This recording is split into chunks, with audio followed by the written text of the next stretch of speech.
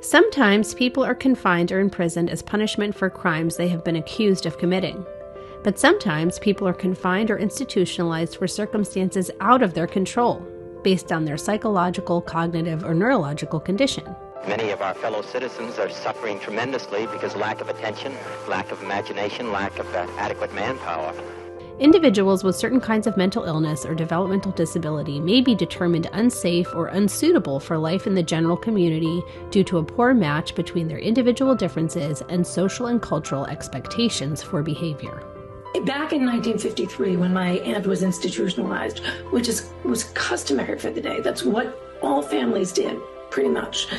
My grandmother was convinced that something was different about her, but didn't know what.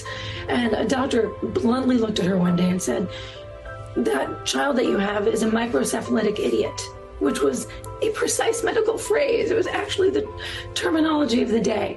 And the belief was, you sent people like that away. You got them out of your lives, because your life was never going to be the same, and they had no potential for growth. So they should go to a place where they could get whatever they could get, but it wouldn't be much. They'd be cultivated, but there wasn't much to cultivate.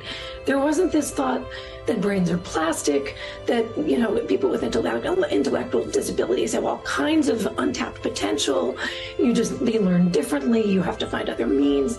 None of this was on the table. And I don't know what happened to her in all those years that she was institutionalized. She doesn't have the ability to articulate it. She's just this opaque, right? I mean, she's just this Russian doll of nested trauma, for all we know.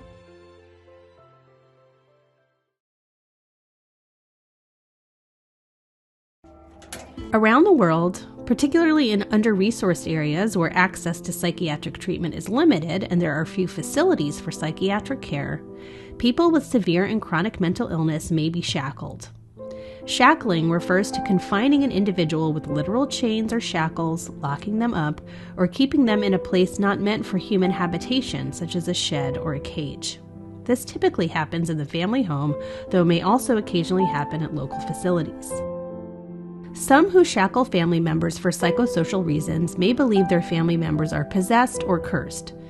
Others might understand their difference as a biologically based psychiatric illness or developmental difference, but the family may still not know how to help manage the illness, meet the individual's needs, or keep an ill person or their community safe during times when they seem like a danger to themselves or others.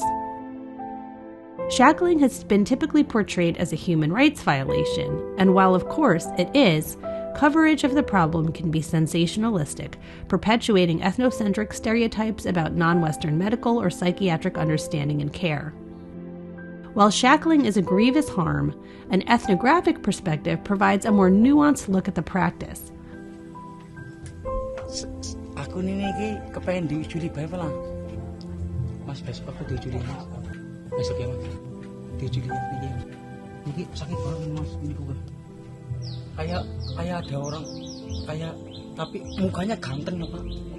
Through personal experiences, anthropological research shows how in some cases shackling is not occurring in the total absence of other kinds of treatment. Memang ini kan sudah bolak-balik di Kebumen, sudah bolak-balik sembuh, dari sana sembuh, cuman kan nggak lama kemudian pasti kambuh lagi lah. Kalau sudah kambuh itu kan, kalau Dede itu merasakan kadang ngambil barang orang, pokoknya kadang merusak kabel gitu, bikin onar. Terakhir itu mau lompat dari lantai 3, itu yang terakhir itu. Makanya kemarin sempat nggak dibiarin kayak gini, nggak diobatin karena udah balik ke rumah sakit, tapi tetap aja seperti ini gitu. Makanya dari pihak keluarga terus masyarakat setempat itu nyetujuin kalau Mas Dedi itu diikat sama rantai. Rather, its use speaks to local models of mental illness and the challenges of family and community care.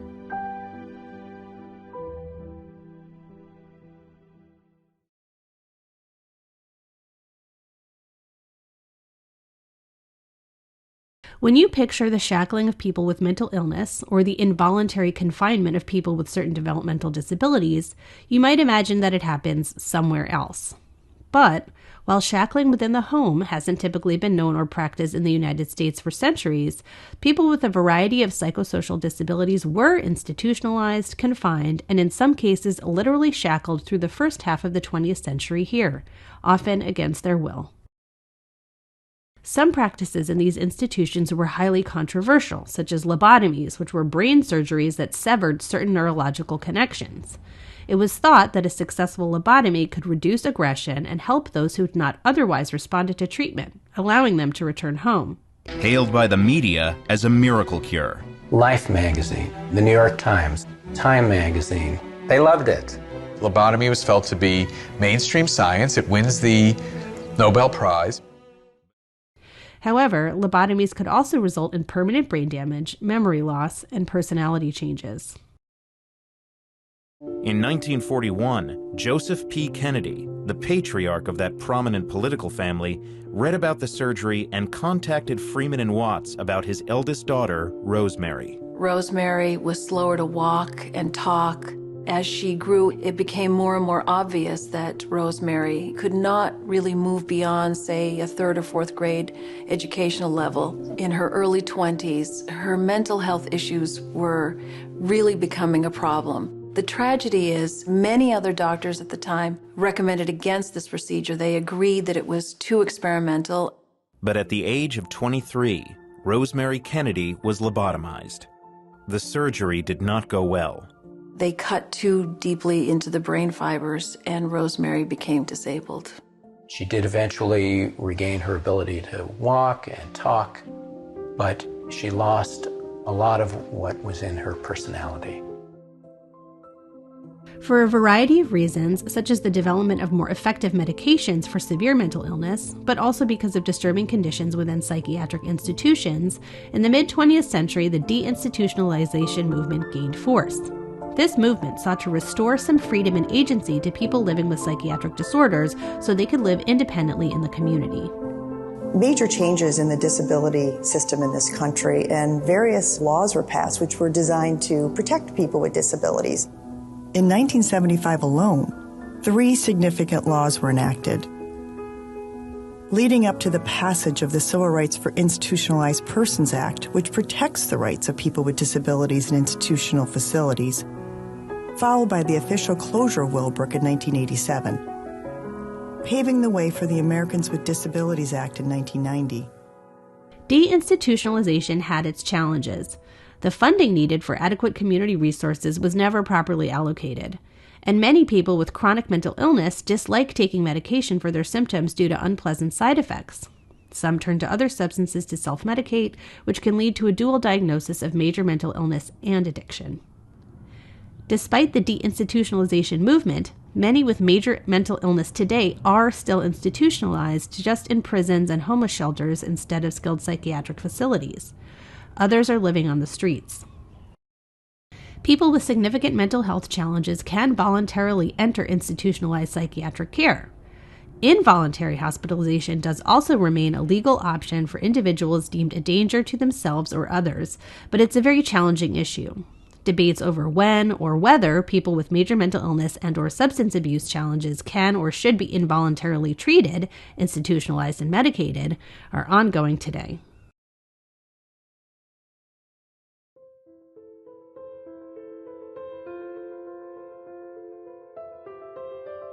Given the negative aspects of both institutionalization and inadequate community care, more alternatives are needed for people living with chronic major mental illness. Some innovative solutions are coming from the grassroots level, informed and led by people who have experience living with major mental illness. She, because I said I was hearing voices, thought I was suicidal and insisted that I be either commit myself or be committed to a psychiatric hospital for observation. I can remember someone telling me, expect to be in and out of the hospital every year and be grateful for, these small periods of time when you're not institutionalized. So when I was a kid, I would go out to the breakfast table and there would be my cereal bowl, and next to it there would be a plate of pills. Always medication. If this one's not working, try another one. That's not working, we'll up the dose. Really just this idea that the voices just needed to go away. That there was nothing positive that could come from them. That they weren't real. That they couldn't have a meaning that would be helpful to me in my life. This assumption that voices are meaningless and pathological is common in the U.S., but in many other countries around the world, people are being offered a different perspective, called the hearing voices approach. It got its start when a Dutch psychiatrist named Marius Rom started listening to one of his patients, Patsy Haga, in a very different way from how he had been trained. I was trained as a psychiatrist, like still everybody is trained, and that means that hearing voices is a defect in somebody's brain. I began to hear voices when I was about 8 years old, and that was the age on which I was severely burned. Patsy heard voices that told her to kill herself. Rom felt that he had no choice but to hospitalize her. No treatment seemed to help. Then one day, in desperation, he decided to try something radically different. He got Patsy together with several other patients who also heard voices, in the hope that they might understand her better than he did. To Rom's astonishment, this actually seemed to work. These patients opened up to one another in new ways, and knowing that they weren't alone made them feel less isolated and strange. Patsy had long insisted that what she needed was a focus on the voices themselves and a recognition that her experience was real. Therapeutic communities can also be found outside a Euro-American context. In Japan, the typical approach toward major mental illness remains institutionalization and medication, but there are also notable experimental alternatives here. One of these is Bethel in northern Japan. 今人のことを一生懸命信じようとしてるとこだと思うんだよね。それをなんか助けてあげるのが本当なんじゃないかなって思います。 What are your thoughts on forced institutionalization of individuals with severe mental illness? The previous video on incarceration addressed the relationship between cultural representations of prisoners and prison life and how these impacted people's ideas about what was good prison policy. Do you see a similar relationship between our cultural understandings of major mental illness and contemporary debates about policy on forced psychiatric institutionalization? Thanks for watching. I hope you enjoyed this video. If you want to learn more, here are some useful resources in the description below. Don't forget to like and subscribe to get your regular dose of AnthroDorphins. Keep watching to learn more about confinement and imprisonment for political reasons and how the criminal, psychosocial, and political have come to intersect in approaches to institutionalization and incarceration in the United States today.